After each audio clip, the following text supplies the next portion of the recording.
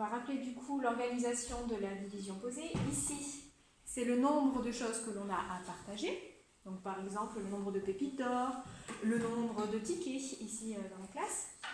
Moi, j'ai 5324 tickets à partager.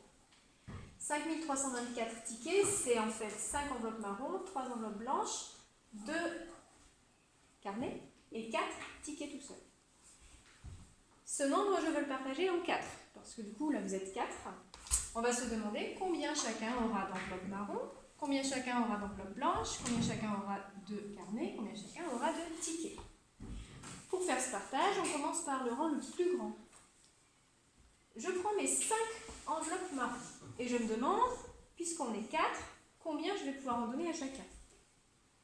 Qu'est-ce que ça donne? Oui, Tina? Non, tu fais 5 moins 4. Alors, combien je peux en donner à chacun? Bah, une.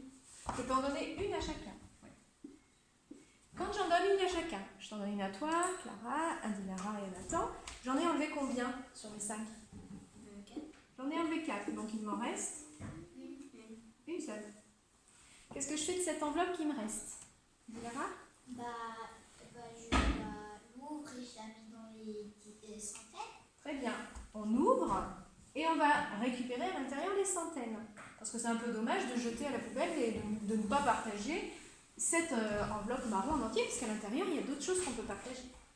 Et un millier, c'est 10 centaines.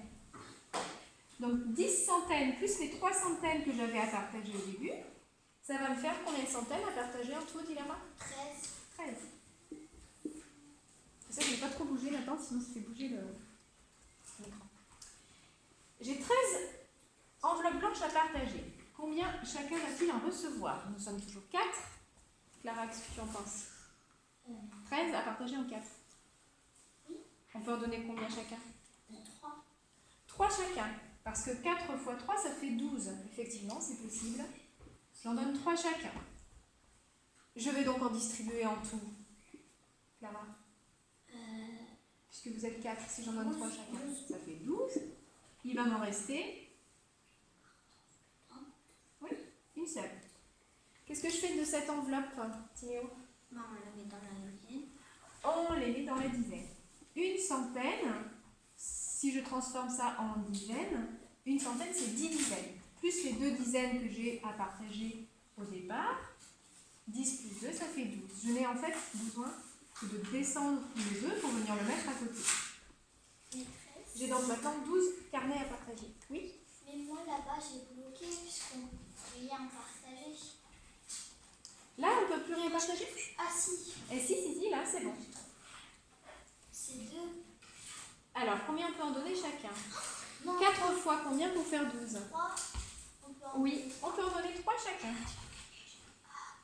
Et effectivement, ça va en donner pile poil 12. Ici, il va m'en rester combien du coup des carnets, Dilara? Il va m'en rester 0. Oui, il ne me reste plus. Tant mieux. Qu'est-ce qu'il me reste à partager maintenant, Nathan? Il nous reste à partager les 4 unités. Les 4 unités. Alors, faites ça de manière très régulière. Vous voyez que pour chaque colonne, je fais la soustraction de ce que j'ai pu distribuer. Ça marche pour toutes les colonnes. Vous voyez que pour chaque colonne, j'ai fait une soustraction. À chaque étape, j'ai fait une soustraction. Et bien là aussi, il faut que je me demande 4 unités, combien je vais pouvoir en donner à chacun? Vas-y, Nathan. Une. Je vais pouvoir en donner une à chacun. Ça va m'en faire distribuer combien sur mes 4? 4. C'est Nathan? 4. 4. Et il va m'en rester combien? 0. Il n'y a pas de reste. J'ai pu tout partager. Comment peut-on vérifier que ma division est juste? On avait dit, on fait tout l'inverse. Il faut que ça retombe au début de l'histoire. Donc si chacun me redonne ce qu'il avait eu, Nathan? On va trouver 5324. Oui, on va trouver 5324 en faisant quel calcul? En faisant tout l'inverse. Et c'est-à-dire, si les 4, vous me redonnez ce que vous avez eu chacun. D'abord, tu as eu combien, toi? J'ai eu 1331. 1331. Tous les 4, vous avez eu 1331. Donc si vous me redonnez tout ça, 4 fois 1331, ça refera bien le nombre de 5300. Oui, 5324. Ça me refera bien pile poil hein, parce que je n'avais pas eu de reste. Parfois, il faudra faire 4 fois le nombre que chacun a eu, plus ce qui n'a pas pu être partagé, pour que ça fasse le nombre de départ. Il ne faut pas oublier le reste ici. Les mots que vous connaissiez. Ici, reste. Ça, c'est le diviseur, parce que c'est par quoi on divise. Et celui-ci, vous le connaissez, ce mot. Ça commence par la lettre Q. Très bien. Oui, le quotient. Eh bien, dans une division posée, c'est ça le quotient. C'est ce que chacun va avoir. D'accord? Bon, ben voilà. Alors, pour vous repérer, vous voyez, j'ai utilisé des couleurs au tableau.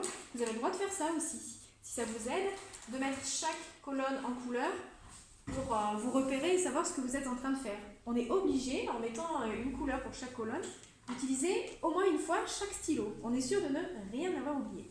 Ok? Et maîtresse, on va commencer les exercices.